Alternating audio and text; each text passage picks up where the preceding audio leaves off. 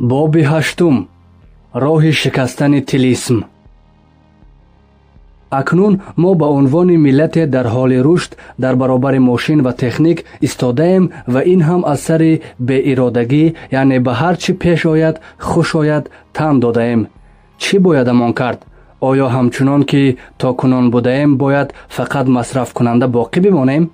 ё бояд дарҳои зиндагиро барои мошин ва технологӣ бибандем ва ба қаҳри русуми қадим ва суннатҳои миллӣ ва мазҳабӣ бигурезем? ё роҳи саввумӣ дар пеш аст? ба як-яки ин саволҳо бояд посух дод. танҳо масрафкунандаи мошин мондан ва ба тилисми сирф тан ба ин қазоҳои қарни бистум додан ҳамон роҳе аст ки токунун паймудаем. роҳе ки ба рӯзгори феълӣ мунтаҳо шудааст. ба рӯзгори ғарбзадагӣ, ба рӯзгори даст ба деҳони ғарб мондаанд ки бояд ба ҳар чанд сол як бор эътимоде бидиҳанд ё кӯмаке ки маснуоташонро бихарем ва мошинҳое ки қурозашуда аз нав, яъне таҷдидшуда дубора. дуруст аст ки ин роҳи осоне аст ва баровардани бисёре аз коҳилиҳо ва танбалиҳо ва беурзагиҳо ва бекорагиҳо. аммо агар ин роҳ ба ҷое мебурд ки ин ҳама нобасомонӣ дар корамо набуд ва ин ҳама хатари ифлос набуд ва дасти кам эҳтиёҷе ба чунин қаламандозӣ набуд. аммо ин ки ба даруни пиллаи худ бигурезем, ҳеҷ занҷирае чунин накардааст ва мо ки ба ҳар сурат миллате ҳастем ва дар роҳи таҳаввул гом мезанем ва агар ба чунин изтиробе дар милокҳои зиндагӣ ва тафаккур дучорем, ба иллати он аст ки дорем пӯсти кӯҳанро аз тан медарем. ангор машғули хондани изни дахулем, яъне иҷозаи хондани духулем. ваҳшат наздик шудан ба мошин аст ки чунин ларза ба андомамон афканда. фарз кунем ки чунин набошад ва мо таассубомез дар банди суннатҳо бимонем ва ба васоили ибтидоии хилқат бигардем, чунон ки аксари рӯстоҳомон дар ин ҳоланд. оё на ин ҳол аст ки ба ҷабри сиёсат ва иқтисод ва ҳамбастагии манофеъ бо дигар дастаҳои башарӣ ниме аз ароизи, яъне заминҳои мамлакатро дар ихтиёри бел ва пармаи компаниҳои хориҷӣ гузаштаем ки биёбанд ва бикобанд ва ҳафр кунанд ва бибуранд. магар то кай метавон канори ҷода нишаст ва гузари корвонро дид ё канори ҷӯй ва гузари умрро?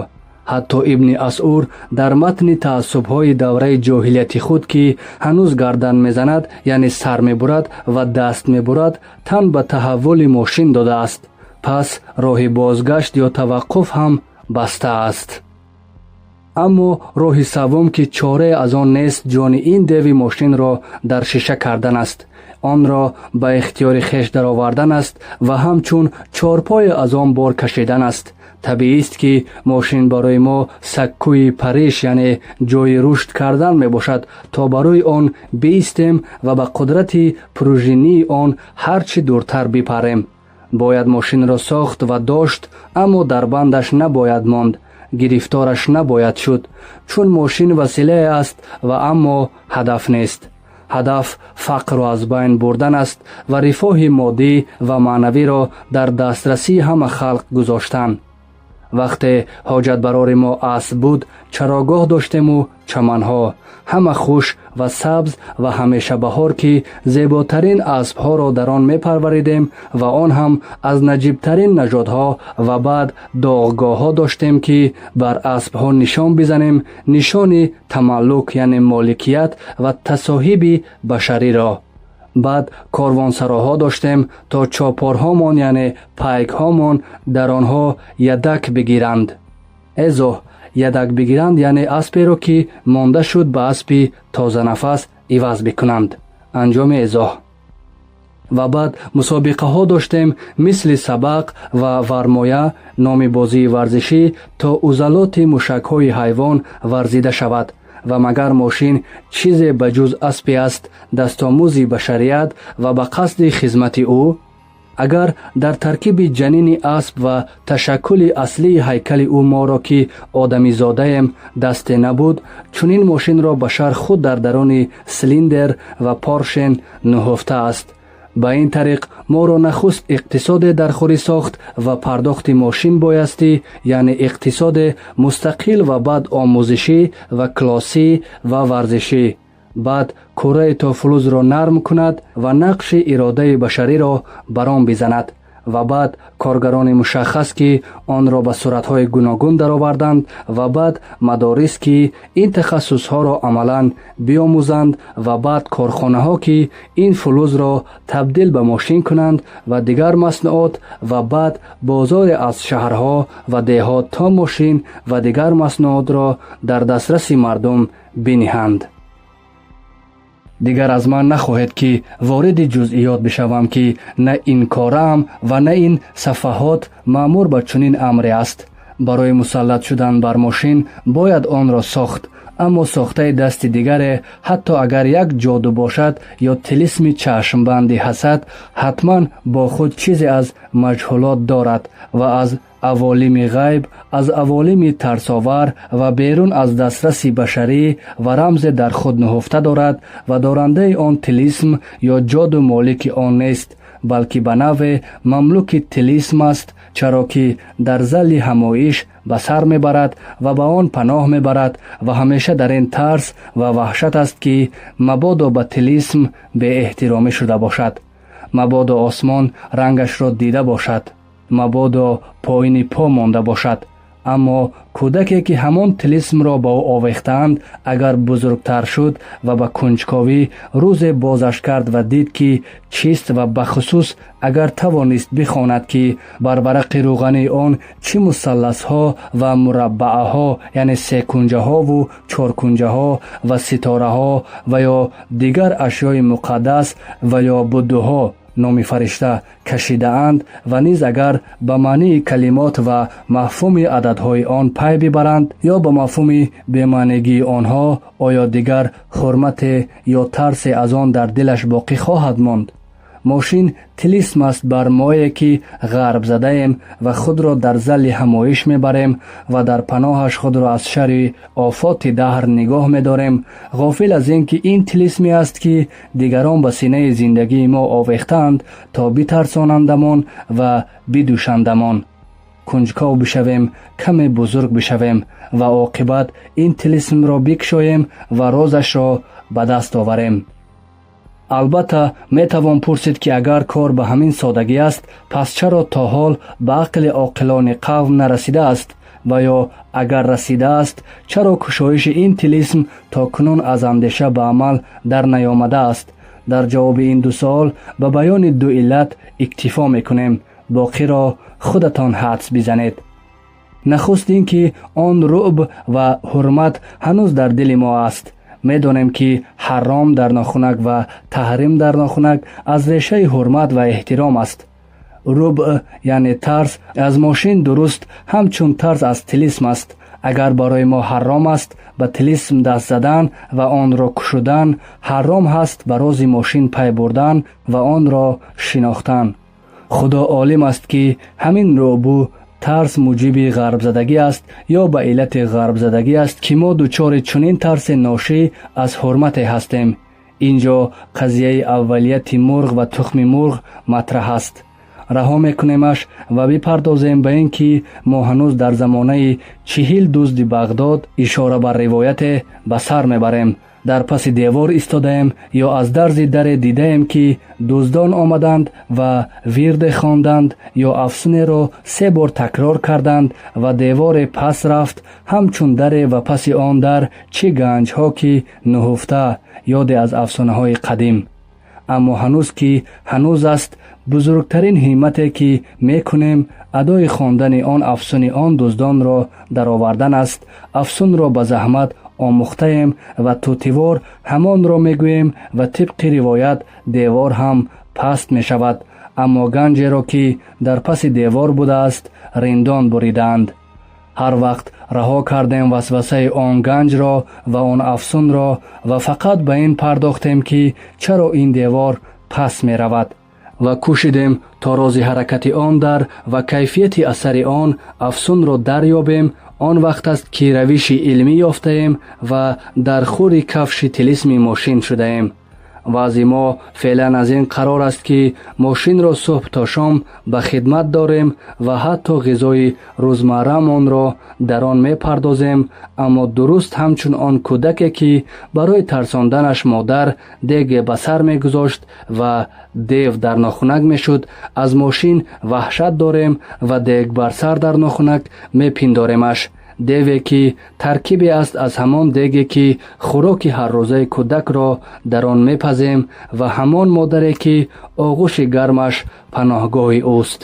ба ивази тарс аст ки аксар донишҷӯёни мо дар фаранг ё тиб мехонанд, яъне дар риштаи пизичкӣ ё равоншиносӣ ё дигар улуми инсонӣ, ё ба иллати ин ки дар мамлакат заминае барои техник будан нест ва ба ивази ҳамин тарс аст ки чӣ бисёр муҳандисои кишоварзое дорем ки акнун муқаввими арозиянд, яъне қувватбахши заминҳоянд дар бонки раҳнӣ, ва чӣ бисёр кимиёдонҳо ки мудири кулланд ва чӣ бисёр маъданшиносон ки муқотиакоранд, яъне корро бо фосила тика тика анҷом медиҳанд. дуруст аст ки дар мадрасаҳомон солҳо фикр ва зеҳни бачаҳои мардумро ба формулҳо ва муодилаҳои физик ва кимиё ва риёзӣ хаста мекунем ва адабиёт ва фалсафа ва ахлоқро тақрибан аз барномаи тамоми дабиристонҳо ва донишкадаҳо бардоштаем ва мағзи ҳар мадраса дидаи анбоне аст аз формул ва қонун ва муодила. аммо натиҷааш чӣ? чун ҳеҷ таҷрибаи муайяне ба дунболи фарзиёт ва муодилот нест ва дар ҳеҷ омӯзишгоҳе барои шогирдон андешаеро ба амал дар наёвардаем, маҷбурем барои санҷиши ҳар санг ва хок ва қир суроғи фалон озмоишгоҳи фарангӣ биравем. мо ки дар ҳунарҳои маҳаллӣ, дар қолибофӣ ва кошикорӣ ва хотамсозӣ ва миниатюр чунон резбин будаем ва ҳастем, тааҷҷуб аст ки дар кори мошин чаро ин қадар тамбалем. фикр намекунед ки ин тамбалӣ ва сустӣ дар кори мошин ва техник ва дигар фанҳои ҷадид худ маълули итминоне бошад ки ба давоми кори маъданҳои нафт дорем ва ба мошине ки иҷборан дар муқобили пул ва эътибори нафт бояд биёяд. ва ҷолибтар аз ҳама ин аст ки шунидаем касоне аз раҳбарони қавм дар ин замина теорисозӣ, яъне теорияпардозӣ ҳам мекунанд ки бале, ҳоло ки мамлакати нафтхезем ва фарангӣ дар муқобили ин нафт аз шири мурғ то ҷони одамро дар табақи ихлос медиҳад, чаро мо худамонро ба дарди сар биафканем. ба дарди сари таъсиси корхона ва санъати сангин, яъне саноати вазнин ва гирифториҳояш ки иборат бошад аз мутахассис парвардан, таҳаммули қуроза даромадани маснуот дар аввали кор, каланҷор рафтан, яъне нолидан ба даъвои коргар ва корфармо ва бима ва тақоут ва ғайра. дар ҳақиқат ҳамин тур ҳам амал мекунем, яъне теорияи бисёр ҷадид солҳост ки дар ин вилоят мабнои амал аст ва ҳамин аст яке аз иллали ғарбзадагии мо ё яке аз натоиҷи асосии он. боз ҳамон достони мурғ ва тухми мурғ. баъд агар дар кори ҳунарҳои зарифи миллӣ ва маҳаллӣ дақиқем ва дар кори мошин дақиқ нестем, ба ин далел аст ки дар кори он ҳунарҳо агар ҳам ба сурати шифоҳӣ ва сина ба сина падарон солҳо як фанро дар амал ба писарон меомӯхтанд ва солҳо шогирде ва устоде дар кор буда тарбияи ҳирфаӣ ва илмӣ ва назарӣ ба ҳадде ки тарбият дар фунуни зариф барои худи суннатҳо ёфта ва усул ва фурӯъ пайдо карда ва ба умқи солиён бармегардад. аммо мошин тоза аз роҳ расидааст, суннат надорад, тарбият ва омӯзиши классикӣ барои он нест. мадориси устодӣ ва шогирдиаш ҳанӯз мушаххас нест ва дар чунин вазъе албатта ба ҷо менамояд ки агар саде, яъне обанборе бузург месозем ё агар чоҳи нафтамон, яъне чоҳи нафташон оташ мегирад, даст ба домони фалон коршиноси хориҷӣ бишавем ки коркушта аст ва собиқа ва таҷрибаи беш аз мо дорад. аммо таассуф дар ин аст ки на танҳо дар ин нав мавридҳои истисноӣ ба коршиноси хориҷӣ муроҷиат мекунем, балки барои бисёре аз корҳои дигар низ ҳамчунин аст. ҳанӯз барои савор кардани яъне таъсиси як корхонаи қанд ва симон ё парчабофӣ ё нахтбофӣ ё рӯкаши лостик на танҳо мошинро тамом ва камол ба сурати кӯл аз Фаранг ва Амрико ворид мекунем, балки як дорудастаи арез ва тавил, яъне пурупаймони фарангӣ аз коргари сода гирифта то муҳандис ва сармуҳандис ба дунболи мошин меоварем бо ҳуқуқҳои яъне маошҳои газофарқоми нуҷумӣ монанд ва 3 солу 4 сол ва 10 сол дар фалон нуқта аз эшон пазироӣ мекунем ки бирезанд ва бипошанд то кӯраи симон рӯшан шавад ё шираи қанд сафед шавад ё риштаи нах ва пашм якдаст дарояд. ва албатта агар дақиқ бошем, дар ин ҳам тааҷҷубе нест. ё ба ҷои ин одамҳо касеро надорем ё агар дошта бошем фоида надорад, чун он ки корхонаро ба мо мефурӯшад зимни қарордоди фурӯш гунҷондааст ки таъкид кардааст ки вақте сиҳати амали корхонаро тазмин хоҳад кард ки коршиносони худи ӯ савораш карда бошанд, яъне ба роҳаш андохта бошанд ва таҳвил дода бошанд. бале, ин аст ҷабри иқтисоди ақибуфтодаи ғарбзада. ва агар ту худат беҳтар мезанӣ, бистон бизан. худат бисоз то худат ҳам савор кунӣ ва ман ки созандаам бояд коршиносамро ба дунболи мошин ба навое бирасонам, ба нафаре ба ҷануб ва гармо ба гардиш ва тафриҳе ба таҷрибаи тозае ба дасте бозтар ва диде густардатар дар ин дунёи масрафкунандаи мошин. аммо иллати дуввум ки худ ношӣ аз ҳамин аст ки гузашт ё мукаммали он ин аст ки мо то харидори маснуоти ғарбием, фурӯшанда розӣ нест чунин муштарии сарбароҳиеро аз даст бидиҳад. дар ин ки мо то вақте дар ин дунёи доду ситат фақат харидорем ё фақат масрафкунандаем, ночор созанда ки фурӯшанда ҳам ҳаст медонад ки чам ва хами корро, яъне пастиву баландиҳоро чӣ тавр мураттаб кунад то ин нисбати яктарафа ҳамеша муодил бошад ва ҳаргиз ин робитаи фурӯшандаву муштарӣ барҳам нахӯрад. дар ин ки мо то вақте дар ин дунёи доду ситат фақат харидорем ё фақат масрафкунандаем, ночор созанда ки фурӯшанда ҳам ҳаст медонад ки чам ва хами корро, яъне пастиву баландиҳоро чӣ тавр мураттаб кунад то ин нисбати яктарафа ҳамеша муодил бошад ва ҳаргиз ин равобити фурӯшандаву муштарӣ барҳам нахӯрад. ба ин тариқ инсофан ғарб ҳақ дорад агар ба мо иҷозат надиҳад, яъне эътибор надиҳад ё мураттаб мамоният кунад аз ин ки мо низ рӯзе созандаи мошин бошем. ҳамин ғарб ки ҳукуматҳои мо ба хотири ӯ адои демократиро дар меоваранд, яъне тақлид ба демократӣ мекунанд ва маҷлисҳои занона ва мардонаро якҷоя ба роҳ меандозанд, ҳамин ғарб ки ҳукуматҳои моро меоварад ва мебарад сари по, яъне дар сари қудрат нигоҳашон медорад, кунгураи мусташриқон барояшон дуруст мекунад ва дар рӯзномаҳо ва радиоҳо мудом ҳафтаи як моҳ ё як бор таъриф ва тамҷидашон мекунад. охир шунидаанд ки гӯши миллат ба фусуни урупу фармуда сахт бидеҳкор аст. хабаре нақл мекунам аз муқаддимаи маҷаллаи Бонки Миллии Эрон дар нохунак шумораи 254 ба қалами оқои Хушкеш аз соҳибназарони бонкӣ.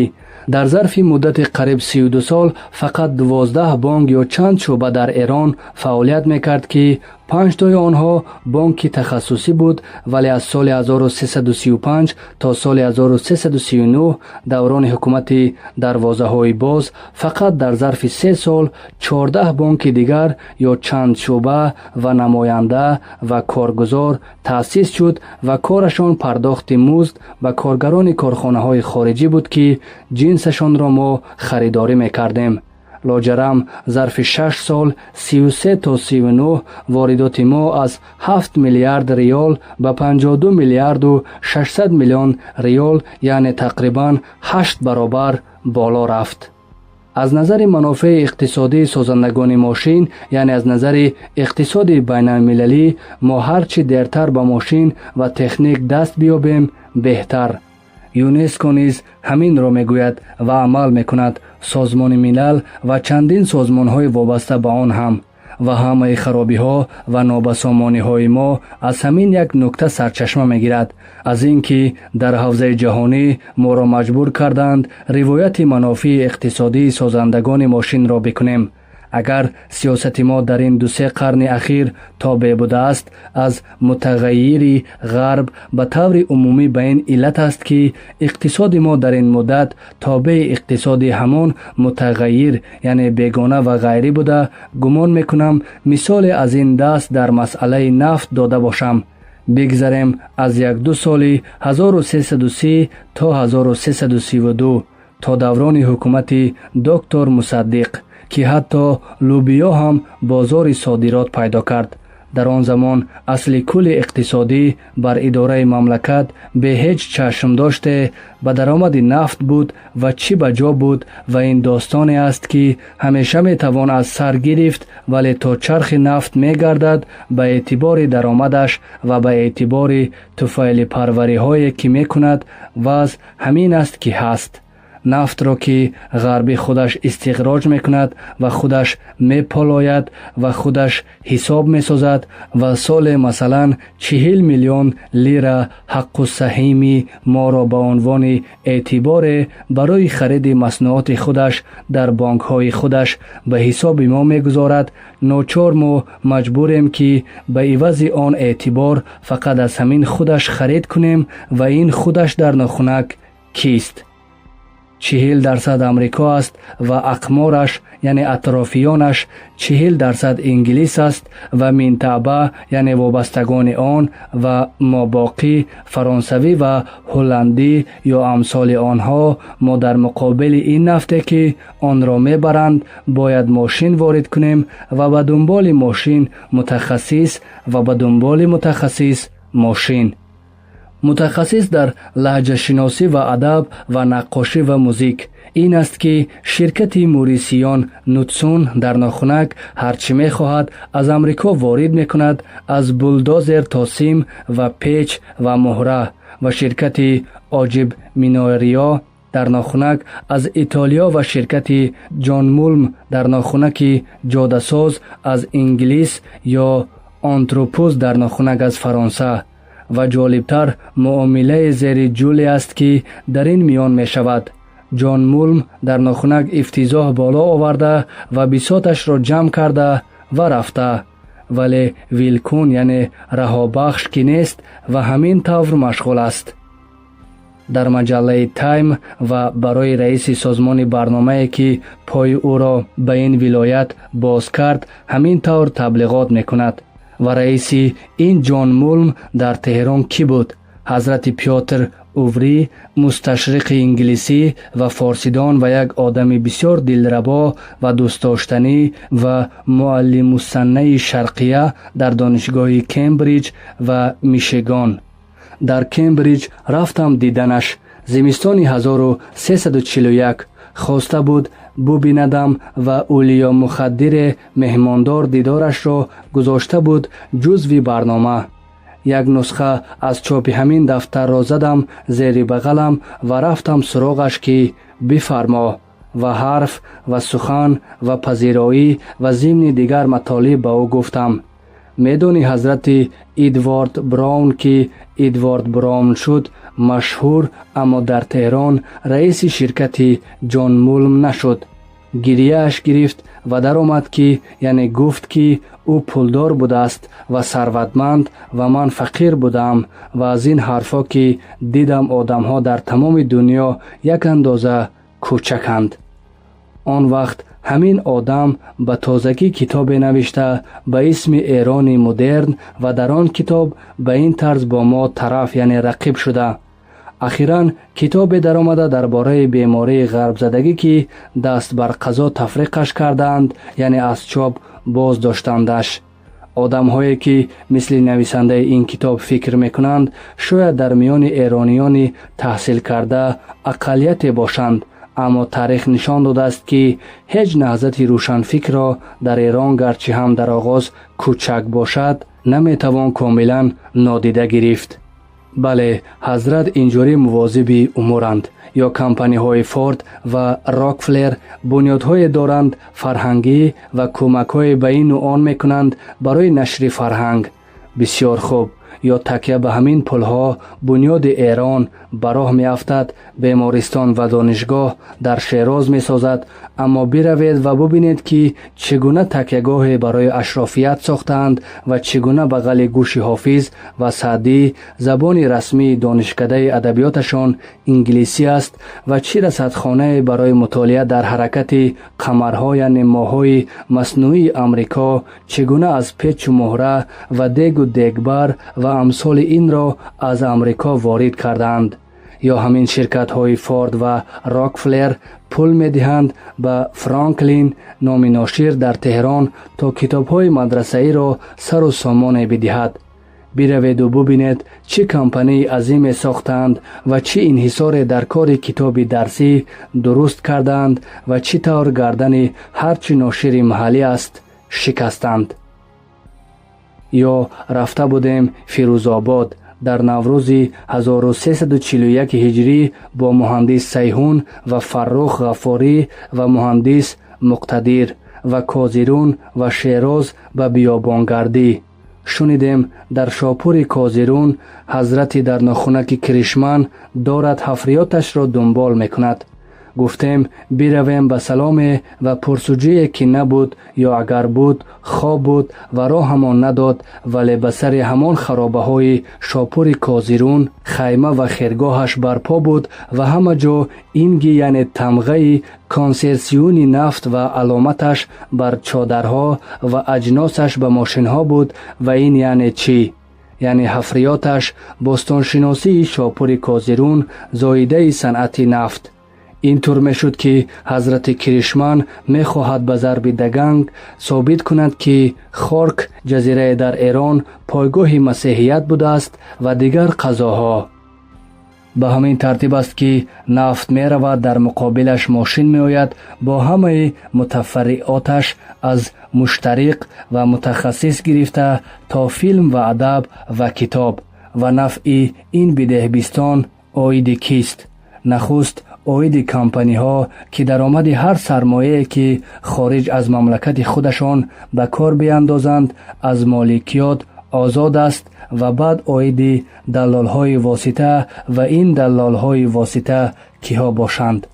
ғайр аз он ки шумурдам, моҳияташро худатон ҳадс бизанед.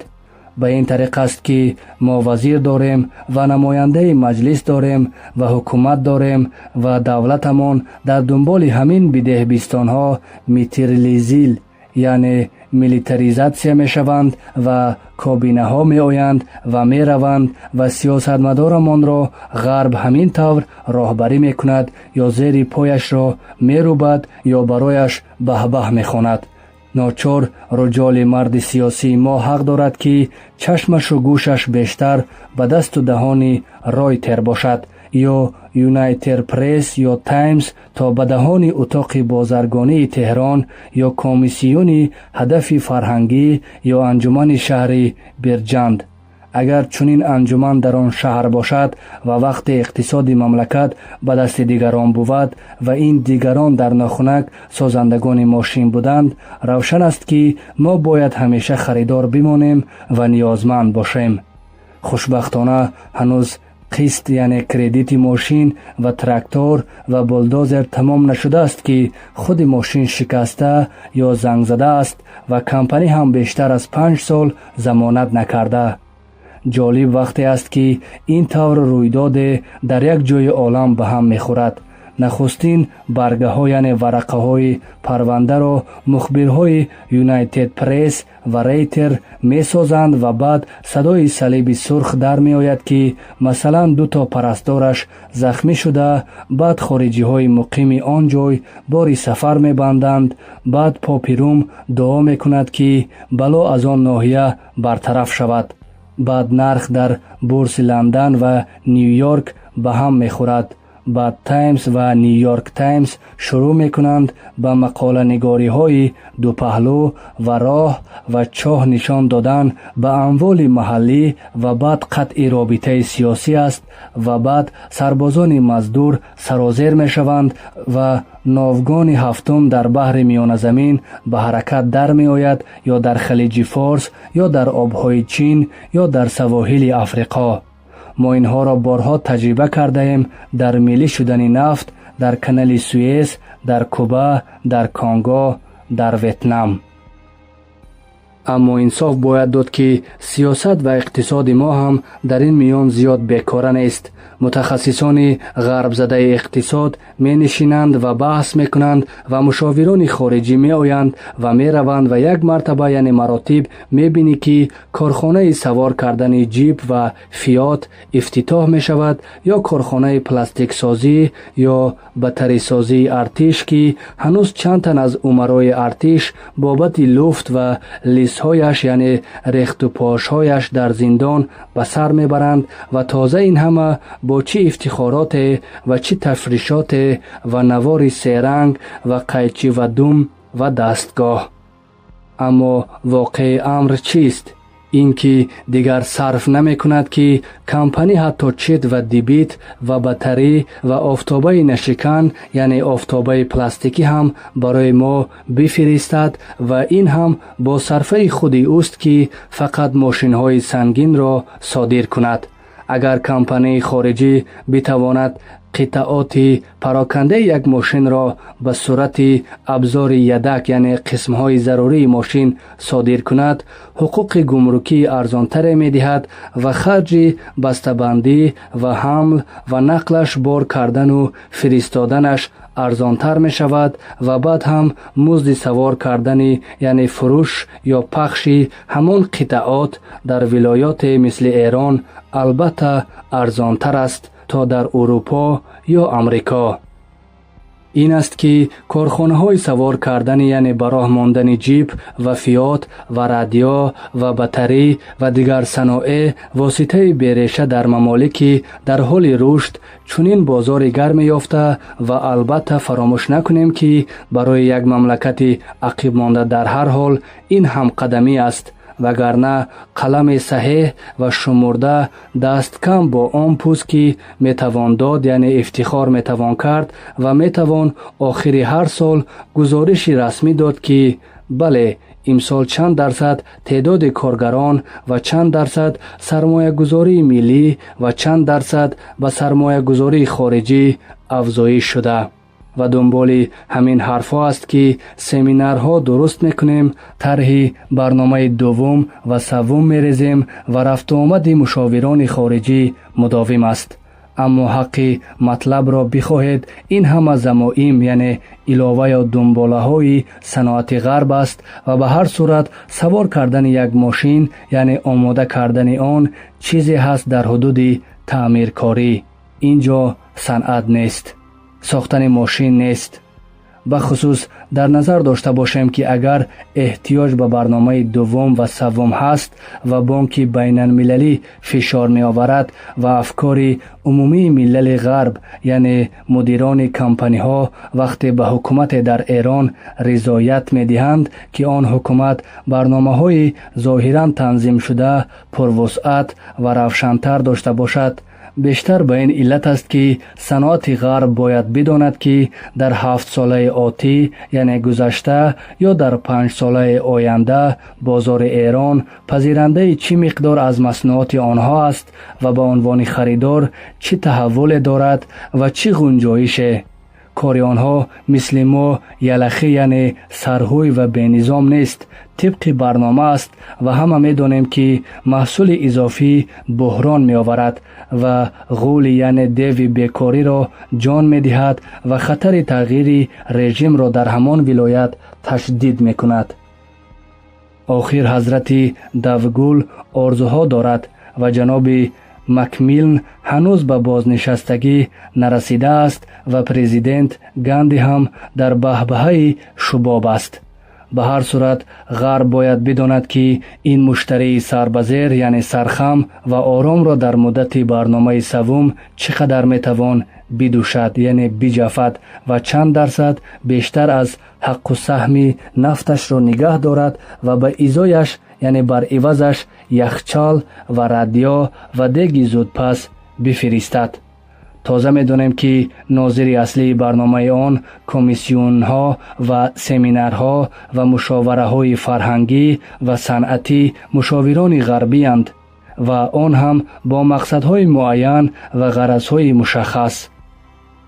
بی‌طرفی یا بلند نظری مشاوران سازمان ملل و یونسکو را به رخ من نکشید که کمپانی طلا و الماس کانگو حتی برای رئیس فوتیدهشان هامرشولد ترحم هم خورد نکرد یعنی آدمش حساب نکرد. دیدیم که این سازمان محترم چگونه در آنجا مدافع منافع همین کمپانی های طلا و الماس بلژیک و انگلیس از آب درآمد یعنی خود را نشان داد. البته که در این سمینارها و کمیسیون های برنامه ایرانی ها هم شرکت دارند یعنی زنده روشنفکران ما، زنده غرب زدگان ما. اما به چی صورت؟ خیلی عذر میخواهم اگر جسارت می شود اغلب شرکت کنندگان ایرانی در این سمینارهای برنامه گمان نمی کنم هرگز از مرز دلموجی یعنی ترجمانی گذر کنند، زیرا که اگر گذر کنند و نظر پیش خود بدهند اولا که پذیرفتن است، ثانیاً حق نشست و برخاست با بزرگان را در ناخنک از ایشان خواهند گرفت. سیاست و اقتصاد ما آنچنان که دیدیم دنباله‌رو سیاست و اقتصاد غرب است و به این دلیل هم هست که اغلب روشنفکران ما آن دسته که به دستگاه رهبری مملکت پا باز کردند دلماجان مشاوران غربی اند و بس. گذرندگان و برگردانندگان آرا یعنی نظرها و مقصدها ایشان یعنی غربیانند. آخر مگر ما خود نمیدانیم که چند تا دهکوره یعنی ویرانه ده داریم و چقدر هزار آدم بیکار و بیسواد و یا بی مدرسه و بی بهداشت. این که دیگر دم به دم دست به دامان مشاور و مستشار خارجی شدن ندارد و کاش این دست به دامانی یعنی دست کشیدن ها از کارمان میکشد. کاش روز می رسید که از این گروه مستشاران یعنی نمایندگان و مشاوران بی نیاز می شدیم. امروز با تکیه به همین روشنفکران غرب زده شرکت کننده در حکومت است که نمایندگان سیاست غرب با ما هنوز همان رفتاری را دارند که سفیران انگلیس و روس با اتابک و امیر کبیر را داشتند. تازه اگر روشنفکر غرب زده ما لایق مقایسه با آن دو بزرگوار باشد، منتها اگر در آن روزگار فقط سفیران بودند که القای رای میکردند یعنی فکر خود را تحمیل میکردند، حالا نمایندگان گروهند و اگر در آن دوران را فقط اتابک و امیر کبیر خوشنام در رأس کار بودند، حالا فرمانبردار بیگانگان گروه از روشنفکران غرب زدند که نتوانمندی و لیاقت اتابک و امیر کبیر را دارند، نه حتی ارزه حاجی میرزای آقاسی را که نمیدانم چرا به غلط و به ارزگی معروف شده است. این چنین است که بر ملت حکومت می شود یعنی حکومت می کنند دیگران. ملت رها شده به تقدیر ماشین و با راهبری روشنفکران غرب زده و به دست این سمینارها و کنفرانس‌ها و برنامه‌های دوم و سوم و با تکیه به کمک‌های بلا عوض در ناخنک یعنی بی بازگشت و با آن سرمایه گذاری مسخره در صناعات بی ریشه واسطه یعنی به کمک دیگران. از تقدیر ماشین به اندازه کافی سخن رفت. اکنون ببینیم این راهبران قوم چه روشنفکران غرب زده چگونه جینم یعنی چه معلومات‌های و چه شخصیتی هستند. درست است که حکم کلی خواهد رفت، ولی شما خود آنهایی را که استثنایند کنار بگذارید و آنها را در شماره افراد بی‌کفایت نگذارید. ادامه دارد.